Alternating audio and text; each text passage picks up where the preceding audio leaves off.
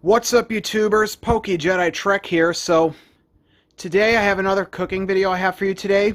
You may remember that a few years ago I made ice cream from scratch, and it turned out semi-well, and I had to correct you in a way. And today I'm going to be showing you another way how to make it. In fact, it's not actually one of my own original recipes. It's Rosanna Pansino's, and I'm going to give her a little credit for this one. So today I'm going to show you her recipe for making mason jar ice cream. So let's go over what we need. So to make mason jar ice cream, you're going to need some heavy whipping cream. You also need some sugar. You also need mini Oreos, pure vanilla extract, and some salt. And you're going to and a mason jar or something similar.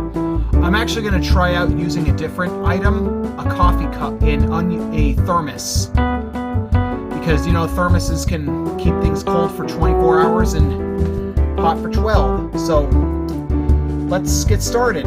So you got to pour 1 cup of the heavy whipping cream into your container. I'm bringing this up because I forgot to hit record when I was pouring the into a 1 cup measuring spoon. But anyway, here's the next part. So next you're going to be adding 1.5 tablespoons of sugar to the container. Go. Then you're going to be adding 1.5 teaspoons of vanilla extract. I just added the vanilla extract. Now I just got to add a pinch of salt and some Oreo cookies, and it should be all set. I just added the salt and the Oreo cookies. Now I just got to stir it. Now that you have everything in your container, you're going to shake it for 5 minutes. So I have actually been shaking this for about 5 minutes now, and please keep in mind this process will make your arms sore. So now I'm going to stick this in the freezer and let it sit in there for 5 hours. So a few hours have passed, and I had to transfer the stuff I made to a Tupperware container because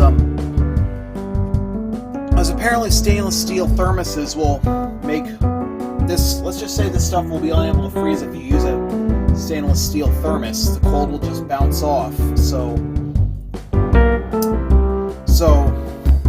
I drank and I let it sit in the freezer, and it tastes good. You just gotta let it sit in the freezer long enough till it's hard enough like actual ice cream.